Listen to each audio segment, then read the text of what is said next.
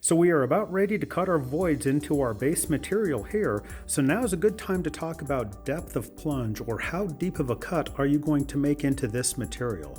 You want to cut a void that is deep enough that it will accept this coco bolo as an inlay. However, you don't want to cut so deep that you cut all the way through this material here.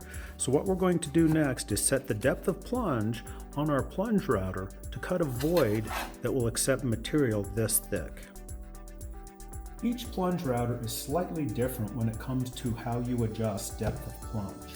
On the DeWalt, there is a mechanical stop over on the left-hand side that physically stops the router from plunging any deeper into the material. The way you adjust the DeWalt is with a micro adjust over here on the left side that you can screw up or down, or you can make big adjustments by moving the whole assembly here. Either way, your router has its own way to adjust the depth of plunge.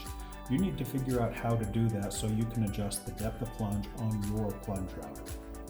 Okay, now that you know how to adjust the depth of plunge, turn the router over, and because I'm going to be cutting out voids, I'm going to put my bushing on, and then I'm going to take a template and put it on top of the base of the plunge router, because then I can put my inlay material right on top of that, and I can physically see if I am cutting too deep or not.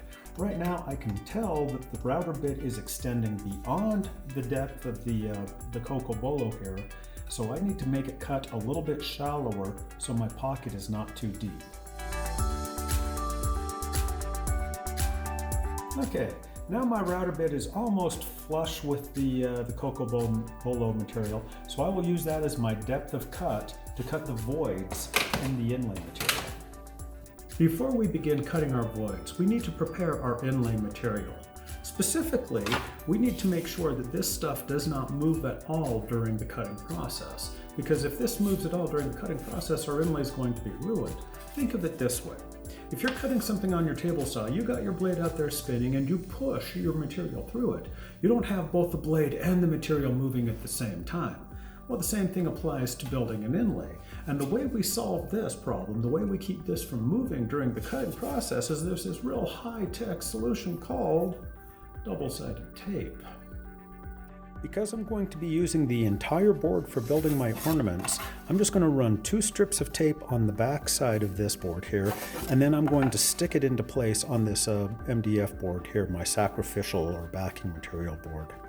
Now, if I was only going to be cutting out like 2 ornaments here, like these 2 here, then all I would do is I would only put tape like here and here. There's no sense in wasting tape. If you're not going to use this area, don't tape it. But because we're going to use the entire board must be taped to the backing material.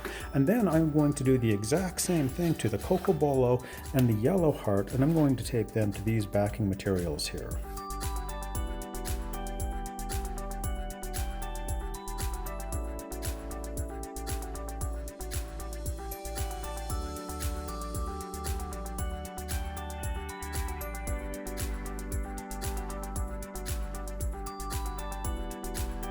And now all of our inlay materials have been prepared.